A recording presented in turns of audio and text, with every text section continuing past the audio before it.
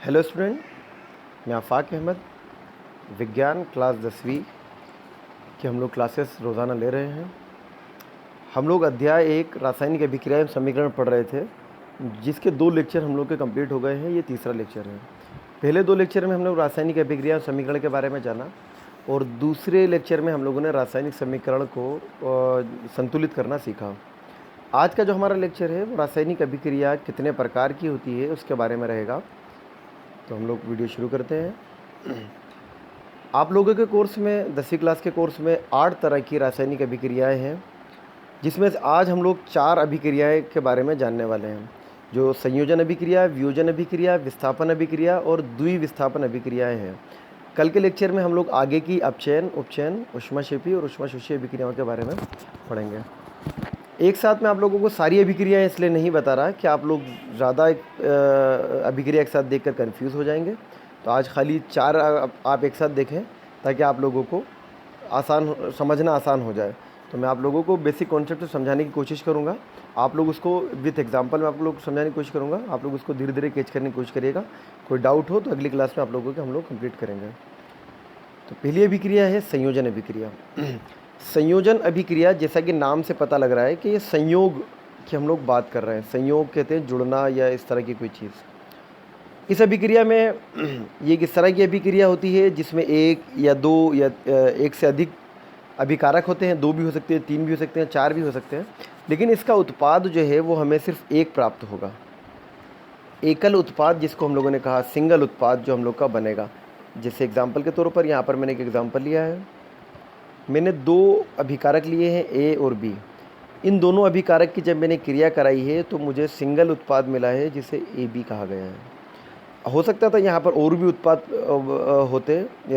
अभिकारक होते, A plus B plus C plus D, लेकिन अगर ये संयोजन अभिक्रिया होती तो हम लोगों को जो उत्पाद है वो खाली सिंगल मिलता, यानी ए बी सी डी सब आपस में मिलकर और एक सिंगल उत्पाद हम लोगों को यहाँ पर मिलता।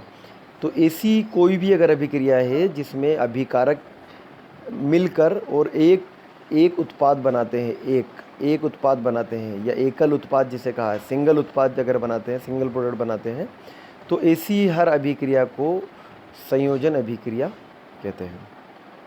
उदाहरण के तौर पर कार्बन है और ऑक्सीजन के साथ इसमें क्रिया कराई है तो हम लोगों को कार्बन डाइऑक्साइड मिला है। ये जो है एक सिंपल सी एक चीज़ है कि हम लोगों ने एक लकड़ी ली, कार्बन, उसको हम लोगों ने जलाया। ऑक्सीजन जो है जलाने में सहायक होती है, तो हम लोग जलाने के सिंबल के तौर पर ऑक्सीजन लेते हैं। बिना ऑक्सीजन के सहायता के कोई भी चीज़ जल नहीं सकती।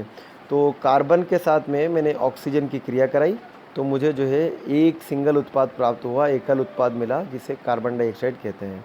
तो ये अभिक्रिया जिसमें एक उत्पाद मिला, इसको बोलते हैं संयोजन अभिक्रिया। इसी तरह से एक और एग्जाम्पल दे रखा है कि हाइड्रोजन की क्रिया जब हम लोगों ने ऑक्सीजन से कराई, हाइड्रोजन के 4 परमाणुओं की अभिक्रिया जब ऑक्सीजन के 2 परमाणुओं के साथ हम लोगों ने कराई तो हम लोगों को जल यानी पानी प्राप्त हुआ। इसमें भी हम लोगों ने 2 अभिकारक लिए और लेकिन हम लोगों को उत्पाद सिर्फ एक मिला, एकल उत्पाद मिला। तो हर ऐसी अभिक्रिया जिसमें एकल उत्पाद, सिंगल उत्पाद, एक उत्पाद प्राप्त होता है, ऐसी अभिक्रिया को संयोजन अभिक्रिया कहते हैं।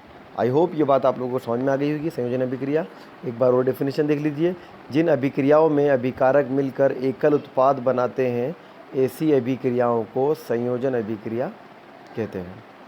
ठीक, तो ये एक छोटा सा आप लोगों के सामने एग्जाम्पल के साथ में आप लोगों को मैंने समझाया। आगे हम लोग बढ़ते हैं।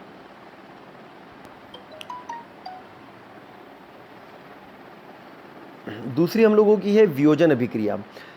वियोजन अभिक्रिया जो है संयोजन अभिक्रिया के एकदम अपोजिट, उलट है।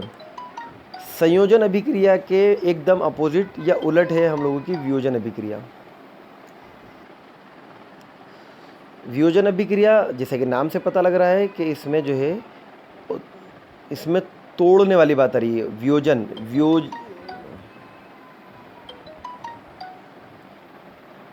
वियोजन अभिक्रिया जैसे नाम से पता लग रहा है, ये संयोजन अभिक्रिया की अपोजिट है, उलट है।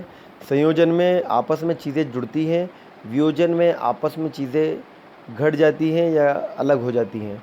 तो ये संयोजन में हम लोगों ने जैसे देखा था कि अलग अलग अभिकारक मिलकर एकल उत्पाद का निर्माण कर रहे थे। यहाँ पर ये हो रहा है कि एक अभिकारक टूटकर अलग अलग भागों में विभाजित हो रहा है। एक अभिकारक टूटकर अलग अलग उत्पादों में विभाजित हो रहा है। तो ऐसी अभिक्रिया को हम लोगों ने क्या कहा? वियोजन अभिक्रिया। ऐसी अभिक्रिया जिसमें एक अभिकारक टूटकर अलग अलग उत्पादों में टूट रहा है, ऐसी अभिक्रिया को क्या बोलते हैं? वियोजन अभिक्रिया बोलते हैं। संयोजन अभिक्रिया में अलग अलग उत्पाद थे, उसको जुड़कर एक उत्पाद बना था। यहाँ पर अलग अलग एक अभिकारक है और वो टूटकर अलग अलग उत्पादों में परिवर्तित हो रहा है। एग्जाम्पल के तौर पर AgCl यानी सिल्वर क्लोराइड। Ag जो है सिंबल है सिल्वर का, Ag सिल्वर, चांदी जिसे हम लोग बोलते हैं सिल्वर। Ag जो है वो सिल्वर का सिंबल है। तो AgCl सिल्वर क्लोराइड, इसको हम लोगों ने सूर्य के प्रकाश में रखा है ना, सनलाइट जो आती है, सनलाइट में हम लोगों ने इसको रखा तो ये दो हिस्सों में टूट गया। इसमें से जो है सिल्वर अलग हो गया और क्लोरीन अलग हो गया। सिल्वर जो है सॉलिड के फॉर्म में हम लोग के पास में रुक गया, तो क्लोरीन जो है गैस के फॉर्म में ऊपर की तरफ उड़ गया। ये हम लोग पहले पढ़ चुके हैं कि ये एस क्या है और जी क्या है। इसका जो है भौतिक अवस्था बताने के लिए हम लोग इसको लिखते हैं। एस से सॉलिड बोलते हैं या ठोस, और जी बोले तो गैस, है ना। तो गैस को आप बताने के लिए इस तरह का सिंबल का भी इस्तेमाल कर सकते हैं। यानी अगर मुझे गैस बताना है, क्लोरीन गैस है, तो मैं जी लिखने की बजाय इसके आगे जी की जगह इस तरह का सिंबल भी अगर लगा दूंगा तो ये इसको गैस की तरह प्रदर्शित करेगा। तो एक एग्जांपल है कि सिल्वर क्लोराइड को जब हम लोगों ने सूर्य के प्रकाश की रोशनी में रखा तो ये दो भागों में जो है विभाजित हो गया। एक तो Ag या सिल्वर या दूसरा क्लोरीन, ठीक है। ये दो भागों में डिवाइड हो गया, बढ़ गया।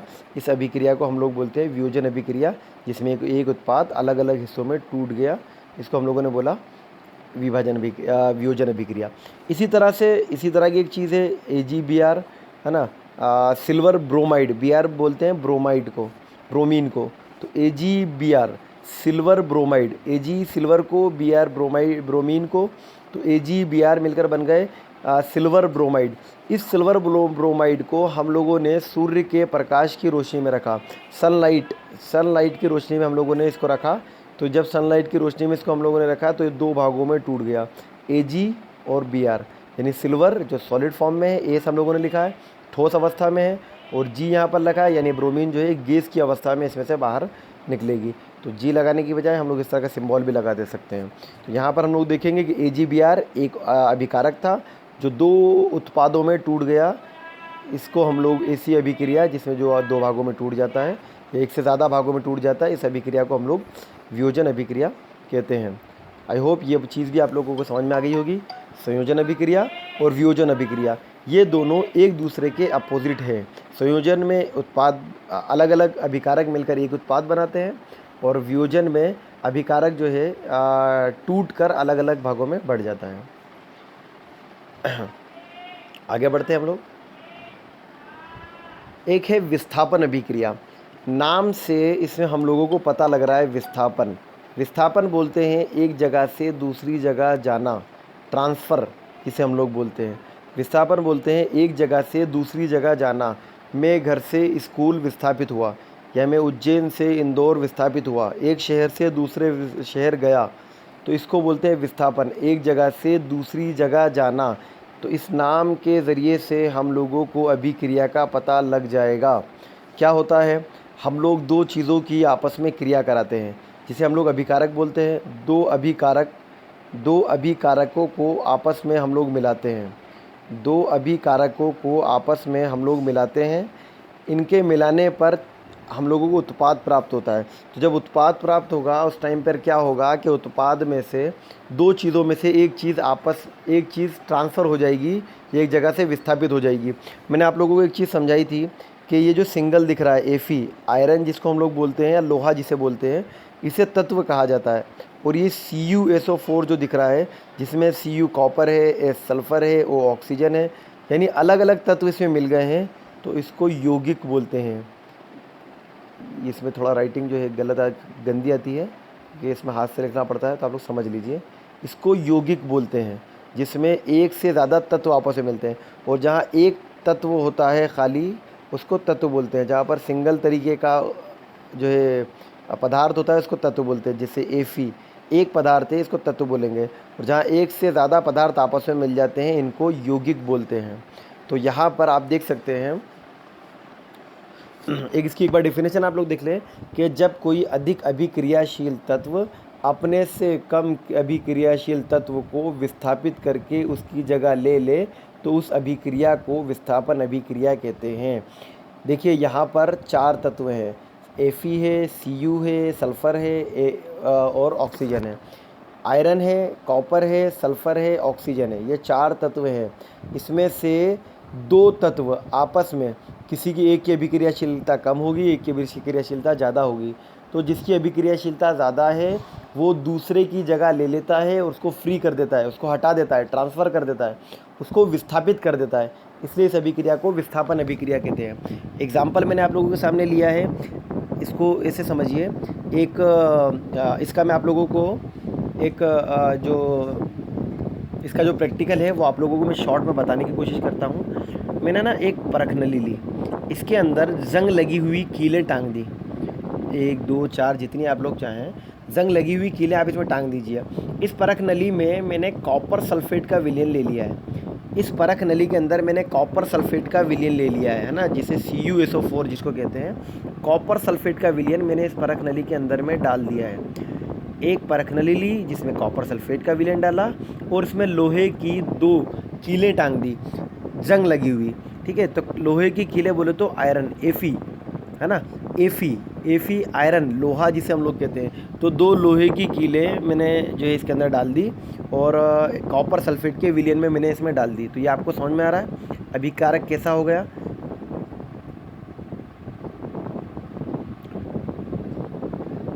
ये कॉपर सल्फेट का विलयन है, इसमें 2 कीलें मैंने आयरन की टांगी है, कॉपर सल्फेट के विलयन में आयरन की टांग दी।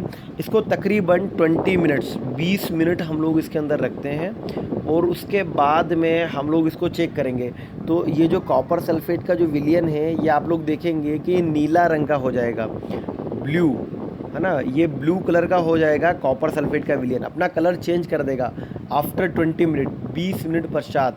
20 मिनट के बाद इस पूरे विलयन का कलर ब्लू हो जाएगा, नीला हो जाएगा, है ना। और इसको अगर हम लोग जो कीलें जो इसमें डूबी हुई हैं, अगर हम लोग मान लें एक ही तरह की 3-4 कीलें लें, 2 कील मैंने इसमें डाल दी, 2 कील बाहर रख ली। बाद में मैं इन कीलों की कंपैरिजन जो इसमें मैंने डाली थी, इन कीलों को ये जो बाहर रखी हुई कीलों से जब कंपेयर करूँगा तो भी मैं इन दोनों के इसमें देखूँगा कि इन दोनों के कलर में डिफरेंस मुझे मिल जाएगा। तो किस चीज़ से डिफरेंस मिला कि ये जो कॉपर सल्फेट का जो विलयन जो परख नली में भरा हुआ था, इसने आयरन के साथ क्रिया करी, है ना। आयरन जो है अधिक क्रियाशील है, कॉपर थोड़ा सा उसके कंपैरिजन में कम क्रियाशील है। तो आयरन ने कॉपर को ट्रांसफ़र कर दिया, इसमें से जो कॉपर था वो इसके ऊपर चला गया और इसमें से जो आयरन था वो निकल कर जो है इस विलयन में चला गया। तो ये जो विलयन था ये कॉपर सल्फेट की बजाय फेरस सल्फेट का बन गया, आयरन सल्फेट का विलयन बन गया और कॉपर हम लोगों को अलग से प्राप्त हो जाएगा। तो इसमें क्या करा, आयरन ने कॉपर को ट्रांसफ़र कर दिया, उसकी जगह ले ली, उसको बाहर कर दिया, फ्री कर दिया। यहाँ पर कॉपर होना था लेकिन यहाँ पर आयरन आ गया और यहाँ पर कॉपर था उसको ट्रांसफ़र कर दिया, चेंज कर दिया, जगह बदल दी, उसको हटाकर ट्रांसफ़र कर दिया।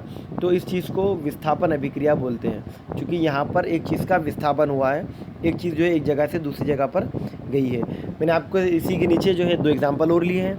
जिंक को मैंने कॉपर सल्फेट के विलयन में मिलाया तो जिंक ने कॉपर की जगह चेंज करके जिंक सल्फेट बना दिया और कॉपर फ्री हो गया हम लोग का। यहाँ पर वही सेम ट्रांसफ़र हुआ है, जिंक ने कॉपर की जगह ले ली और जिंक सल्फेट बन गया और कॉपर फ्री हो गया। इसी तरह से एक और एग्जांपल है हम लोग का पीबी बोलते हैं लेड को बोलते हैं पीबी, ठीक है। तो ये पीबी जो है जो तत्व है इसको लेड बोलते हैं। तो लेड के साथ में मैंने कॉपर क्लोराइड के विलयन में लेड पीबी को मिलाया गया। तो ये पीबी ने कॉपर को ट्रांसफ़र कर दिया और इसकी जगह ले ली, तो ये हम लोगों को लेड क्लोराइड मिल गया और कॉपर अलग से बाहर होकर निकल गया। हम लोगों को लेड ने कॉपर क्लोराइड से क्रिया करी और लेड क्लोराइड बन गया और कॉपर अलग से ट्रांसफ़र हो गया। तो ये जिसमें ट्रांसफ़र हुआ, विस्थापन हुआ, इस अभिक्रिया को विस्थापन अभिक्रिया हम लोग कहते हैं। समझ में आ गया होगा आप लोगों को मेरे ख्याल से। तो ये हुआ हम लोगों का विस्थापन अभिक्रिया, जिसमें अधिक क्रियाशील तत्व अपने से कम क्रियाशील तत्व को विस्थापित कर देता है और उसकी जगह पर खुद जाकर बैठ जाता है। ये अभिक्रिया विस्थापन अभिक्रिया कहलाती है। इसी तरह की, ये आप लोगों को अच्छे समझ में आ गया। तो इसी तरह की जो दूसरी हम लोगों की है द्विविस्थापन अभिक्रिया, है ना, आप लोगों को नाम से पता लग रहा होगा, डबल ट्रांसफ़र, है ना, द्विविस्थापन डबल की बात चल रही है। अभी एक विस्थापन हुआ था, एक आयरन ने कॉपर की जगह ले ली थी और कॉपर को फ्री कर दिया था। इसमें हो रहा है डबल ट्रांसफ़र, दो चीज़ें आपस में एक दूसरे को कन्वर्ट कर देंगी, एक दूसरे की जगह ले लेंगी, इसको बोलते हैं द्विविस्थापन अभिक्रिया। उसी तरह की सेम है, पर फ़र्क क्या है, यहाँ पर दो चीज़ें आपस में एक दूसरे से जगह इंटरचेंज करेंगे। एग्जाम्पल के तौर पर, शॉर्ट एग्जाम्पल के तौर पर मैंने आप लोगों के सामने लिया है। मान लो ए एक तत्व है, बी एक तत्व है, एक्स एक तत्व है, वाई एक तत्व है। ए बी एक यौगिक बन गया, एक्स वाई एक यौगिक बन गया, जो मैं आप लोगों को तत्व और यौगिक की डेफिनेशन बता चुका हूँ। ए एक तत्व है, बी एक तत्व है, एक्स एक तत्व है, वाई एक तत्व है, लेकिन ए बी एक यौगिक है, एक्स वाई एक यौगिक है। जब हम लोगों ने इन दोनों की क्रिया कराई, जब हमने इन दोनों की आपस में क्रिया कराई, तो इन दोनों के एक एक पदार्थ ने आपस में जगह ट्रांसफ़र कर ली, आपस में एक दूसरे से इंटरचेंज हो गए। तो इसको हम लोग बोलते हैं द्विविस्थापन। चूँकि ये दोनों ने एक दूसरे की जगह चेंज करी है। ए और एक्स ने, ए एक्स की जगह जाकर बैठ गया और एक्स ए की जगह पर जाकर बैठ गया। ये ए बी था तो ये ए वाई हो गया, ये एक्स वाई था तो ये एक्स बी हो गया। तो इन दोनों ने, ए और एक्स ने एक दूसरे की जगह चेंज कर ली, इंटरचेंज कर ली। इसलिए चूँकि डबल ट्रांसफ़र हुआ, ए ने एक्स की जगह ली, एक्स ने ए की जगह ली, इसमें डबल ट्रांसफ़र हुआ है, इसलिए इसको द्विविस्थापन बोलते हैं। ये थोड़ा सा इसमें लिखने में इश्यू आया, असल में ये द्वि इस तरह से लिखा जाएगा, वैसे तो ये द्वि इस तरह लिखाएगा, द्विविस्थापन, विस्थापन तो आपका सही लिखा हुआ है, द्वि इस तरह से लिखाया जाएगा। ये असल में थोड़ा सा लिखने में सिस्टम की मिस्टेक है। तो ये द्विविस्थापन, डबल ट्रांसफ़र, एक दूसरे की जगह चेंज कर लेना, एक दूसरे की दो चीज़ें आपस में इंटरचेंज जगह कर रही है, इसलिए इसको द्विविस्थापन, डबल विस्थापन जगह इसको बोला। आप लोगों के सामने मैंने एक एग्जांपल यहाँ पर लिखा हुआ है। NaSO4 सोडियम सल्फेट का एक विलयन है, सोडियम सल्फेट का एक विलयन है, और BaCl2 barium chloride. NaSO4 sodium sulphate का एक विलयन है और BaCl2 बेरियम क्लोराइड का एक विलयन है। इन दोनों विलयन को जब आपस में मैंने मिलाया तो सोडियम और बेरियम, इन दोनों ने आपस में जगह को इंटरचेंज किया। सोडियम क्लोराइड हो गया और बेरियम सल्फेट बचा। सोडियम क्लोराइड, यहाँ था सोडियम सल्फेट, बचा क्या, बेरियम सल्फेट, बेरियम क्लोराइड था, बचा क्या, सोडियम क्लोराइड। तो इन दोनों ने आपस में एक दूसरे की जगह ले ली। सोडियम ने बेरियम की जगह ले ली और बेरियम ने सोडियम की जगह ले ली। तो ये डबल ट्रांसफ़र हुआ, द्विविस्थापन हुआ, डबल ट्रांसफ़र, डबल विस्थापन हुआ इसमें, इसलिए इस अभिक्रिया को द्विविस्थापन अभिक्रिया बोलते हैं, जहाँ पर डबल ट्रांसफ़र हुआ है। तो आई होप ये भी आप लोगों को यहाँ पर समझ में आ गया होगा। तो आज हम लोगों ने 4 तरह की अभिक्रिया के बारे में सीखा। मैं आप लोगों को फिर से एक बार स्लाइड बता देता हूँ ताकि आप लोगों को चीज़ें आसानी समझ में आ जाए। संयोजन अभिक्रिया, जिसमें दो उत्पादों ने आपस में मिलकर एक एकल उत्पाद बनाया था, इसलिए इसको संयोजन अभिक्रिया बोलते हैं। वियोजन अभिक्रिया, जिसमें एक अभिकारक था, जो इसको हम लोग सूर्य के प्रकाश की रोशनी में रखा, या दूसरा कोई तरीका हो सकता है, उसको तोड़कर 2 भागों में डिवाइड हो गया, इसलिए इसको वियोजन अभिक्रिया हम लोगों ने कहा। ठीक है, इसमें एक से ज़्यादा हम लोगों को उत्पाद प्राप्त होंगे। तीसरी चीज़ है विस्थापन अभिक्रिया। विस्थापन अभिक्रिया में अधिक क्रियाशील तत्व कम क्रियाशील तत्व से ट्रांसफ़र कर लिया, इसलिए इसको विस्थापन अभिक्रिया बोलते हैं। द्विविस्थापन अभिक्रिया में 2 तत्व आपस में अपनी जगह चेंज करेंगे, इंटरचेंज कर लेते हैं क्रिया के बाद, इसलिए इसी अभिक्रिया को द्विविस्थापन अभिक्रिया कहते हैं। तो यहाँ पर हम लोगों का लेक्चर समाप्त होता है। कल हम लोग आगे की जो हम लोगों की 4 और बची अभिक्रियाएँ हैं, ऊष्माक्षेपी अभिक्रिया, ऊष्माशोषी अभिक्रिया और उपचयन अभिक्रिया और अपचयन अभिक्रिया, ये 4 अभिक्रिया हम लोग आप लोगों के सामने देखेंगे। मैं आफाक अहमद आज का लेक्चर यहाँ ख़त्म करता हूँ। आप लोग कोई डाउट हो तो आप लोग उसको लिख लें, आप लोगों की क्लास में आप लोग उस डाउट को क्लियर कर सकते हैं। जज़ाकल्लाह खैर।